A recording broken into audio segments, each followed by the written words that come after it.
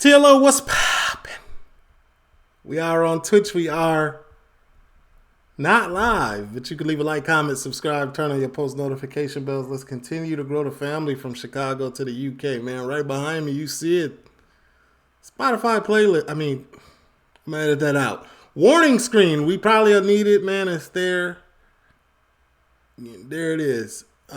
Don't forget, man, twitch.com is where you can catch a live stream. Usernames at the bottom of the screen. And we also got Patreon, where we post Monday through Sunday Premier League highlights, UK TV shows, and UK movies. I know this is a reaction from around the world. It's in America, I believe, but y'all told me to watch this. People in the UK told me to watch this, so I will. It's called, give me 1 second. Gotta wait till it gets to a minute. Boom. It's called Murderous, King of the Incels. The Delusional Case of Elliot Rodger. I just watched a video on Incels.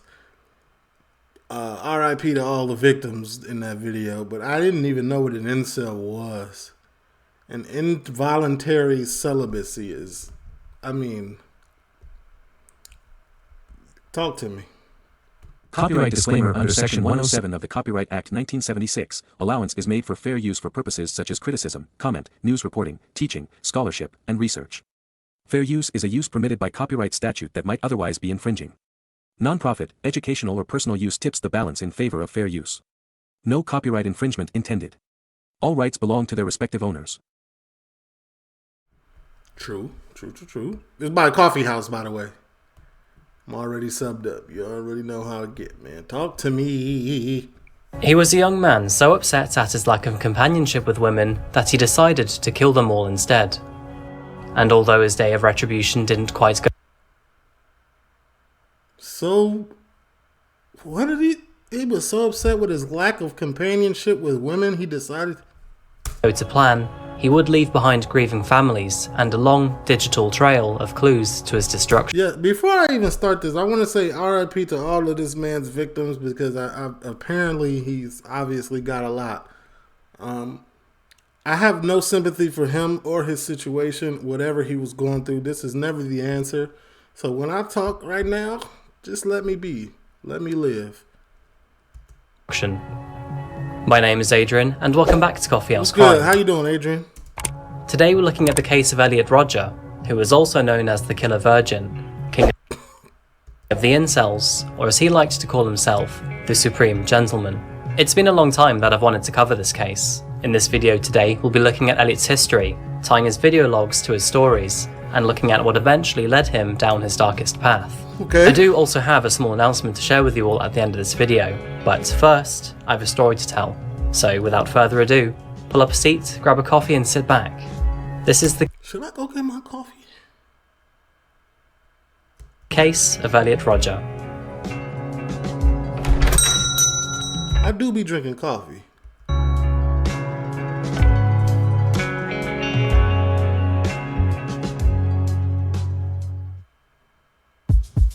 The story of Elliot Rodger first begins east of the Atlantic Ocean in London, England. This isn't. Okay, I didn't think he was British or in Londoner. Elliot was born on the 24th of July 1991. His father, Peter Rodger, was a British filmmaker and photographer, and his mother, Lee Chin, was a nurse who worked on film sets. Oh, wow. So brother had access. He had it. He had all the tools to be that guy, it seems like. Dad was a filmmaker, mom was a, nurse on film scenes. Okay. It's through their encounters at work that the two first found love before conceiving Elliot 2 years later. His parents also had a daughter. Elliot's younger sister was called Georgia. When Elliot was the age of 5, the family moved to Los Angeles, California in 1996, and this was a move... But its origin was London. Then he moved to Cali. Oh my God, this Cali is a strange town. ...to strengthen his father's career in filmmaking. After settling into their new home, Elliot was enrolled into Topanga Elementary School. By all standards, he was a well-behaved kid, even making a few friends in his first year. His childhood seemingly bright and positive. But it was just after his 7th birthday that So I'm saying, it seemed like he had all the tools, at least up until 7. his first struggle in life appeared. His mother and father would unfortunately divorce, and this would lead both him and Georgia to split their time between the two on weekdays and weekends. That sucks. Okay. Elliot was already described as a shy and quiet person. He was happy but didn't have much confidence, and he would always try to fit in with the cool kids. A sudden change in his home life, though, would propel his insecurities. 2 months after his 7th birthday, his father Peter would introduce Elliot to a new woman, and her name was Sumaya Akabun. She moved into Elliot's father's household shortly after, and before he knew it, Elliot realised that she was now his new stepmother. The two would argue often, and with Elliot not accepting any discipline from an outsider, this would be a recurring problem in the years to come. Elliot lived a relatively wealthy life growing up. He went on several holidays abroad, had access to general and mental health care, and pretty much got whatever he wanted. That could be a problem, though. Getting whatever you wanted, not being able to hear the world know, you expect the world to still give you everything you want when you're older, with no effort. But despite the money and gadgets that Elliot owned, his friendship circle slowly dwindled into his teenage years, and he eventually found himself becoming the target of frequent bullying. He still had friends, but not many. The situation would grow more complicated at home too. At the age of 13, Elliot's father and stepmother had a son. Elliot's new stepbrother was called Jazz. In his mid-teens, he started a personal YouTube account called Elliot's Blog, which is where he often complained about his loneliness and reminisced about his childhood. Elliot Rodger here. And here I am at Sarania Park. This seems to be a general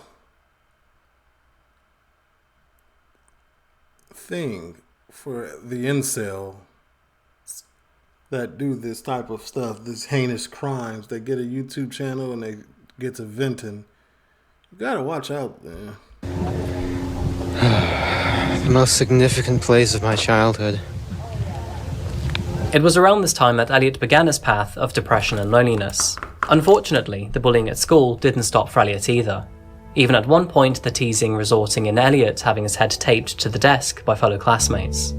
It was through negative encounters like this that caused Elliot to move from school to school quite often, and with that, he never made any friends locally. Yeah. See what I'm saying?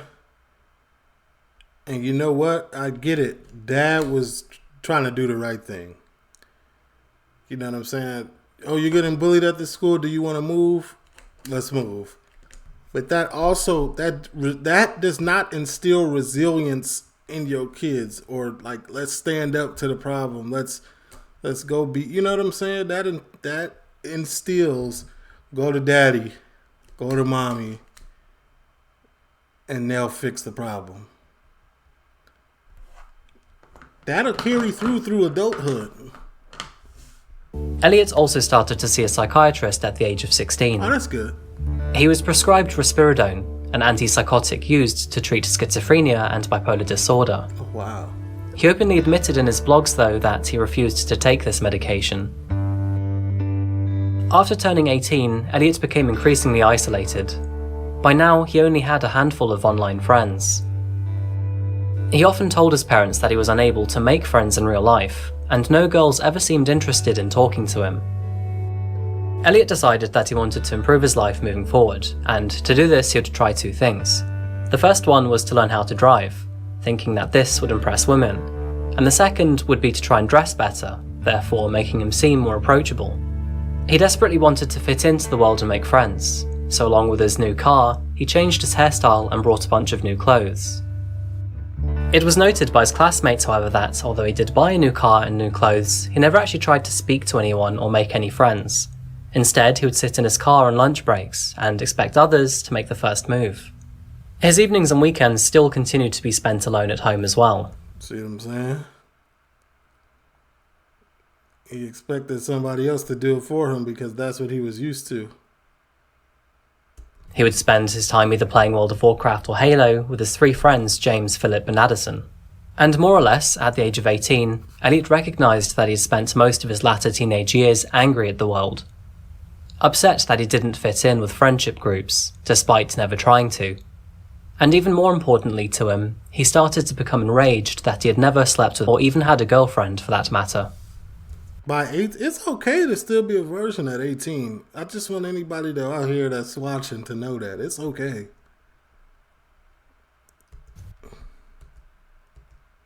Elliot's perspective on other people had shifted to become more toxic too. He openly admitted in his journal that whenever he saw a couple together, holding hands or kissing, he would feel either intense sadness or rage. At one point, this resulted in Elliot throwing hot coffee over a couple that he saw kissing in a Starbucks car park. And while that action seemed hostile and completely out of order, it was only going to get worse.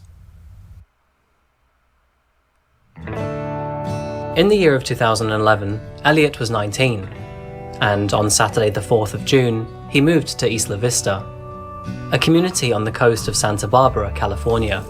They got money. He moved there to attend Santa Barbara City College, joining a private... He should have got a passport and flew to the red light district. If that was... residence with 2 other men. It was almost instantaneous that Elliot's bitterness and loneliness extended into his new life though. Within a week he was frustrated with his housemates, and by the end of the month, they'd moved out. The situation with Elliot's next pair of housemates though was even worse, and coupled with Elliot's racism, he would argue with the two daily, almost getting into physical fights on Incel and he racist. And never took his medication. a couple occasions. The longing for a girlfriend continued too. He would often get so angry at seeing couples that it would become a normality for him to run back to his room, sulking and crying.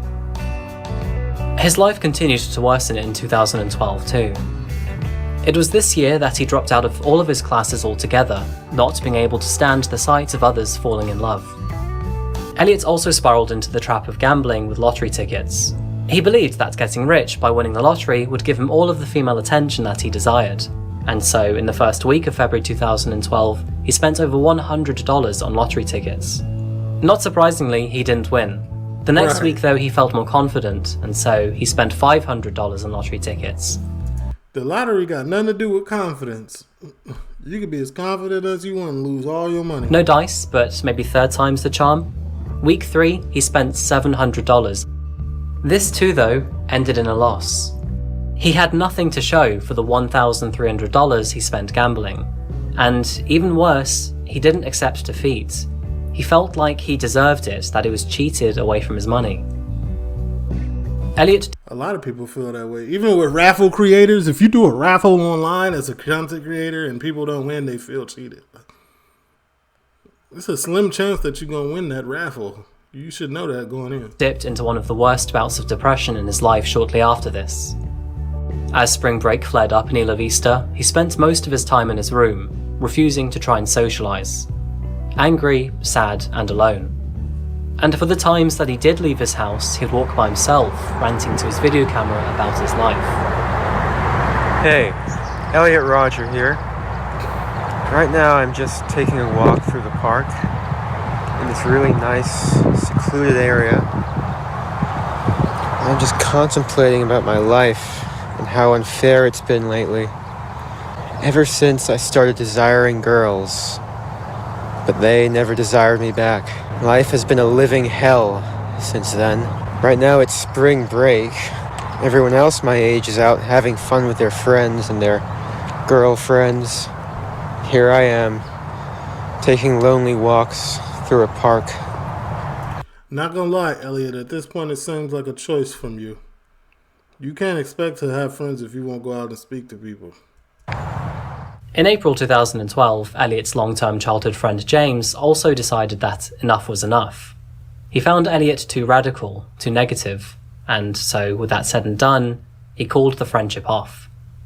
It was at this point that Elliot now considered himself entirely alone, friendless in this cold world. Late one September night, Elliot drank an entire bottle of wine, or at least he tried to. He ended up spilling an entire glass all over his laptop, completely destroying it. I know that sent him into a rage. That was his only world. That was his only connection to the online world and his other online friends. This meant that the next day he had to go to Best Buy to buy himself a brand new one. While he was there, he had to wait a few hours for the store to prepare his order, and so during that time, he walked across the road to a local firing range. This would be a turning moment for Elliot.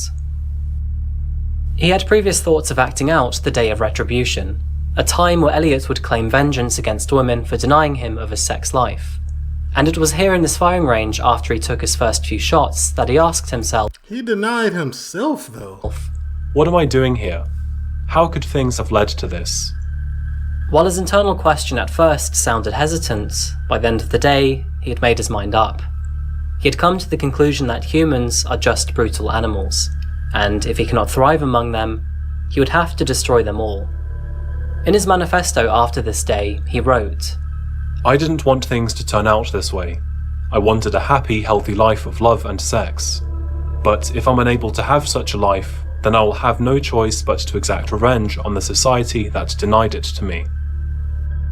Elliot purchased a Glock 34 automatic pistol in December that year, and again during the following spring break he purchased another firearm, a 6-hour P226. On the 20th of July 2013, Elliot attended a party where he again tried to interact with girls. He'd been working out in his bedroom for the previous 2 weeks, and he thought that this would increase his chances. But You're on to the right things, though. Working out, actually approaching. again, it ended in him being ignored. In his drunk state, he sat on a 10-foot ledge where other members of the party were hanging out. This escalated into an argument, where he then tried to push girls off that very same ledge. He failed, and instead he was pushed off the ledge by other men who had intervened. This resulted in Elliot being beaten up, and eventually he would need surgery to repair his broken left leg. This, according to Elliot in his manifesto, is what actually made him start meticulously planning his Day of Retribution. Bro went in there, started a fight, got beat up, and then wanted revenge. You started it. But with a broken leg and some preparations to make, it would take some time. Fast forward, and it is now the early months of 2014. In those early months, which would be the final months before the planned attack, Elliot spent most of his days outside of his room. He went on hikes in the mountains of Montecito, took long strolls along the beach, wandered to the parks around Santa Barbara, and watched the sunset in many car parks as he contemplated his own existence. Hey, Elliot Rodger here. I'm just sitting in my car right now, after watching that beautiful sunset descend beyond that hill up there, enjoying a nice vanilla latte. I've been doing a lot of thinking about how sad and unfair my life has been, all because Bro's a victim of his own circumstances, not knowing that he has great circumstances. It sounds like the only thing he ever went through was a divorce, which a lot of kids go through. You know what I'm saying? But like, bro had it good. Nice little upbringing. Parents had money. Bro had enough money to accidentally pour wine on his laptop and go replace it immediately the next day. Like, you got a little bit of money, brother. Now, money just don't mean equate to happiness, but at the same time, like, you gotta be thankful. Comparison is the thief of joy, and it sounds like bro is just constantly comparing himself to other people. Because girls haven't been attracted to me. I've had to rot in bleak and sad loneliness. I mean, you give a chance to all these stupid, obnoxious guys that I see you walking with, but you don't give a chance to me. Why not? I'm such a magnificent guy. I'm beautiful. You can't deny that. Are you sure you like...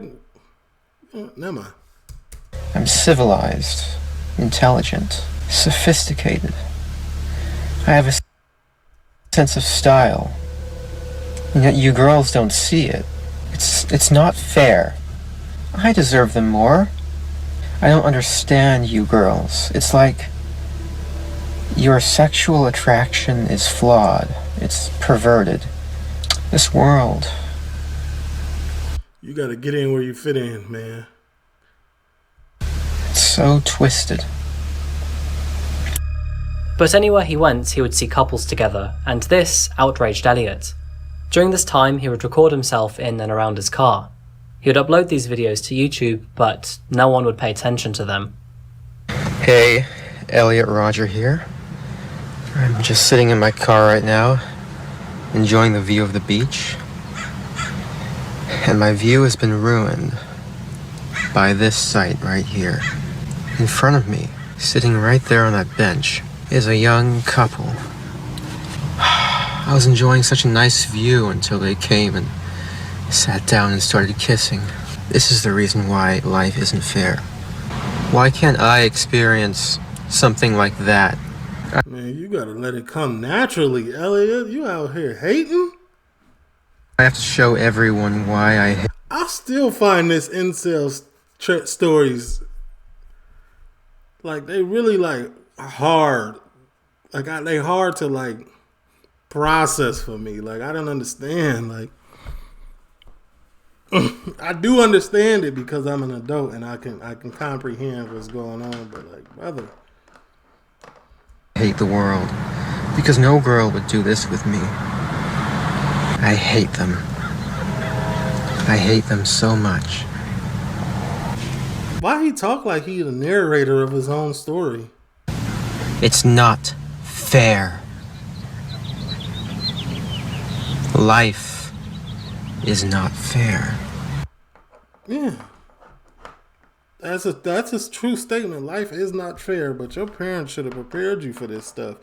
But instead, they gave you the treatment of, oh, let's just let little old Elliot run to us every time there needs to be something changed, and let's just change it.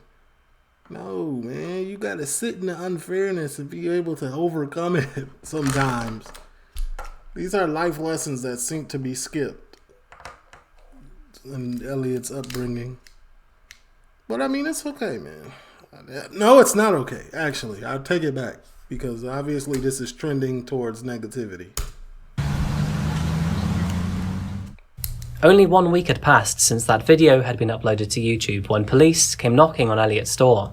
Someone had watched the video and they were suspicious that Elliot was unstable. They called a W viewer, 100%. health agency, which in response called the police, and they in response went to him. Police interrogated Elliot outside of his bedroom door, questioning him on if he had any suicidal thoughts. He played the situation down though and said that he was doing just fine. It was a very close call, because if police did go into Elliot's bedroom, they not only would have found his pistols and a plethora of ammunition, but they would have also found his manifesto too. They should have taken a deeper look, man. They should have followed their little instinct. Fortunately though, they never entered Elliot's bedroom. Elliot's radicalized thoughts were at this stage solidified, and the severity of his emotions were only getting worse.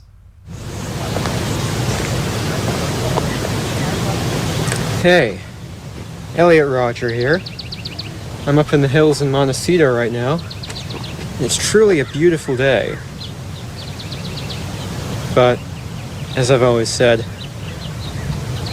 a beautiful environment is the darkest hell if you have to experience it all alone.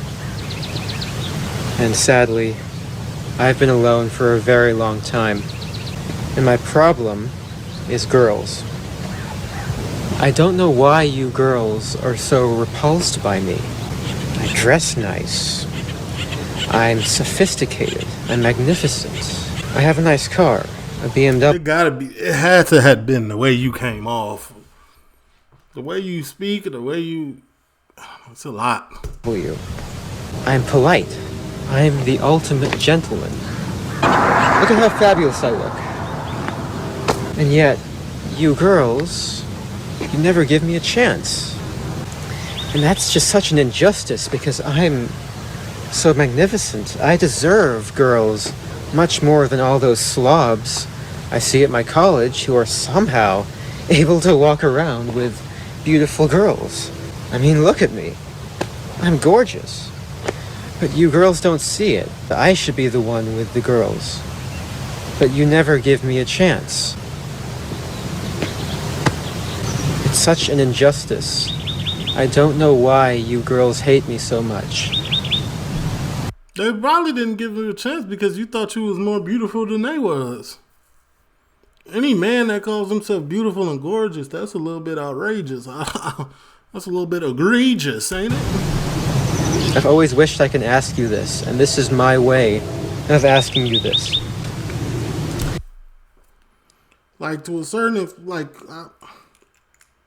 I ain't never said to myself and looked in the mirror like, oh my God, you are gorgeous. Nah, man. I might look in the mirror and be like, dang, looking nice today. You know what I'm saying? I let other people tell it, you know what I'm saying? This is the only way I can ask you. Don't think you bringing more to the table than you actually are, because that's when this type of energy comes.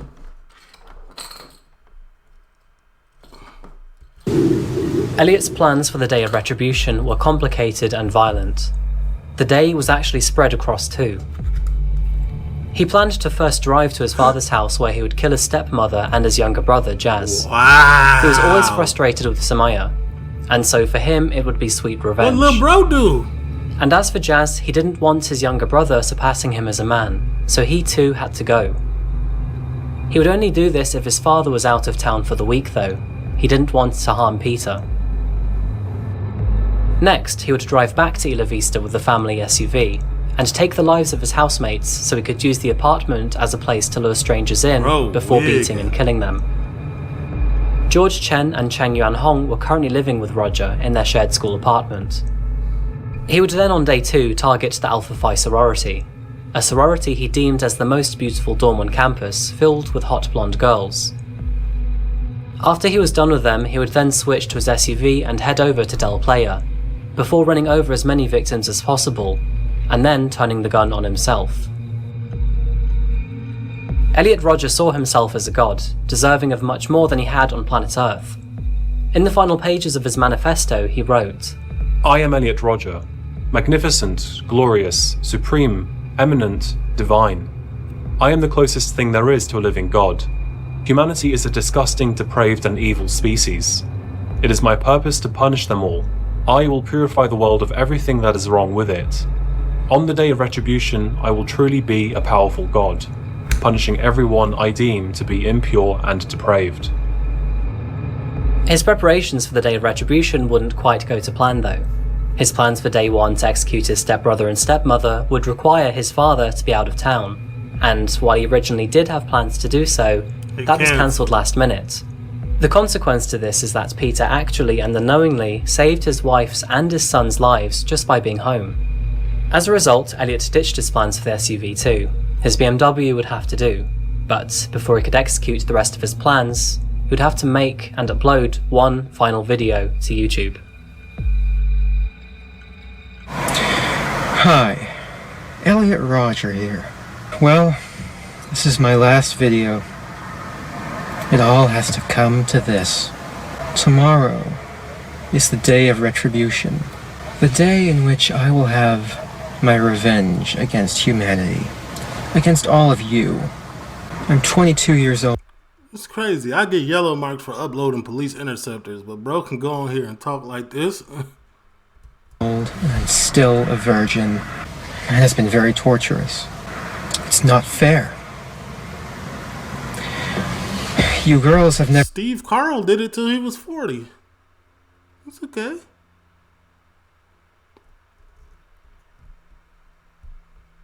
There's nothing wrong with being a virgin. Never been attracted to me. I don't know why you girls aren't attracted to me, but I will punish you all for it. I don't know what you don't see in me. I'm the perfect guy, and yet you throw yourselves at all... Masculinity. I don't know what you don't see in me. Masculinity. When they look at you, they see themselves, and that's not what they want, probably. I'm the perfect guy, and yet you throw yourselves at all these obnoxious men. Instead of me, the supreme gentleman, I will... You're pretty obnoxious, though. Calling yourself a supreme gentleman is crazy. Punish all of you for it. You will finally see... You know, he got lip fillers? that I am, in truth, the superior one. The true alpha male. Definitely not alpha.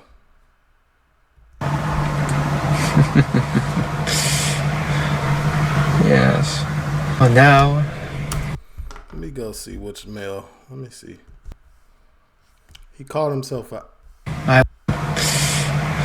male. In truth, the superior one. The true alpha male. Alpha male, dominating and charismatic.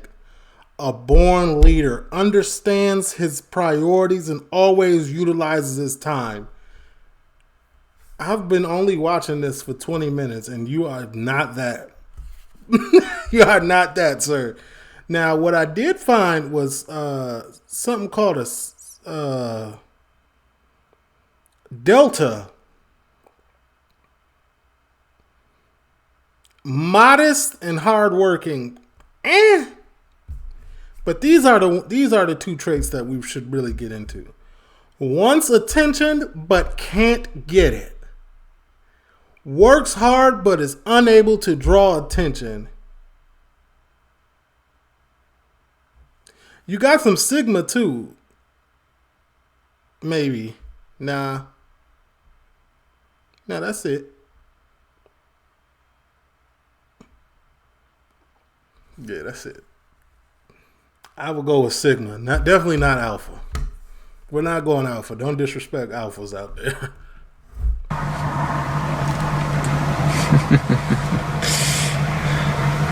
His villain arc is crazy. Yes. Well, now, I will be a god compared to you. You will all be animals. You denied me a happy life. And in turn, I will deny all of you life. It's only fair. Bro be watching anime. I hate all of you.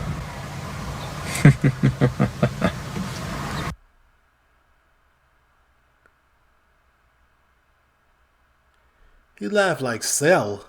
Cell from Dragon Ball Z. I've waited a long time for this. Or Piccolo. I can't wait to give you exactly what you deserve. Utter annihilation. On the 23rd of May 2014, Elliot began his rampage. He started by stabbing his two housemates, George Chen and Chang Yang-hong, to death. Their friend Wei-Han Wang was visiting at the time and he too was killed. The three men receiving 142 stab wounds between each other. 142? At 9:17 PM, Elliot then uploaded his final video to YouTube, titling it Elliot Rodger's Retribution. 9:17. So this didn't get yellow marked or blocked or nothing. Just went right on up. 1 minute later, he then sent his 137-page manifesto to 34 people. This included both of his parents, other family members, his therapist, his former school teachers, and his childhood friends. His therapist contacted his mother within 5 minutes of the email being sent, and very quickly she reacted by calling his father Peter, and then the police. Both Peter and Lee Chin raced from their homes in Los Angeles towards Isla Vista, but that's very far. By then, it was too late. Elliot was already in motion. He headed to the Alpha Phi sorority with the intention of shooting everyone inside, but when his knocking on their front door went unanswered, he retreated back from the property towards the street. Instead, Elliot shot 3 Delta Delta Delta sorority women who were nearby, killing Cooper and Veronica Weiss, and wounding Bianca DeCock. He then drove further into town to Pardal Road, before he proceeded on foot and fired several rounds into Isla Vista Deli Mart, killing a student named Christopher Michael Martinez. After killing Christopher, Elliot drove away and continued his rampage, Dang, they had actual footage? shooting at several pedestrians in drive-by shootings while striking others with his BMW. As he backed onto himself, Elliot got into a gunfight with 3 responding officers near Little Acorn Park. He suffered a gunshot wound to the left hip before speeding away. He was closely pursued as he fled. Still adamant to cause as much carnage as possible, he crashed into a cyclist. In his rage though, he crashed his BMW, and there was no way to flee. Elliot then fatally shot himself in the head. finally bringing an end to Obviously. his rampage. One, two, three. 3 or 4 people he got to? Police officers would find Elliot Rodgers dead behind his steering wheel only seconds later, and with the cyclist next to him, they would think that both at first were suspects. Both of them would be handcuffed, but a few minutes later, the cyclist would be cleared of any suspicion. Police would soon discover 3 bodies that night, and then another 3 the next 7. morning. 6. Christopher Martinez, a graduating student at UCSB, was pronounced dead in the Isla Vista That's day. messed up. He was described as a really great kid that had a bright future ahead. Katie Cooper and Veronica Weiss were both killed outside Alpha Phi sorority house. Veronica was a sweet and friendly young woman who loved sports as much as she did her friends. Katie Cooper was known as an unforgettable smart girl. She was studying art history and archaeology. The following morning, police would find the bodies of Weihan Wang, Cheng Yuan Hong, and George Chen at 6598 Savile Road, No. 7. Weihan Wang was academically gifted in computer programming, and he was looking forward to visiting Yellowstone National Park for his 21st birthday. Cheng Yuan Hong was both innocent. smart and kind, Everybody. known to be always willing to help people out. And George Chen too was sweet-natured, a volunteer at an elderly neighbours organisation when he wasn't seeing friends or tutoring other classmates. On the day after the spree, a candlelit memorial was held in honour of the victims. This was followed by a memorial service at UCSB's Harder Stadium, which held over 20,000 people in attendance. Elliot Rodger's father Peter would then go on to state television to share with the world his anger, despair and confliction. He would then go on to admit that sometimes, due to the pain Elliot caused, that he wished his son had never been born. Despite the widespread damnation to his actions, Elliot Rodger would soon become known as the King of the Incels, a portmanteau of involuntary celibate. Incels are an online subculture of people who define themselves as unable to find a romantic or sexual partner despite desiring one. It is there that Elliot found sympathy and forgiveness for his struggles to both romantically and socially find his place on this earth. But Elliot is better defined as a misogynist, a racist, and a narcissist.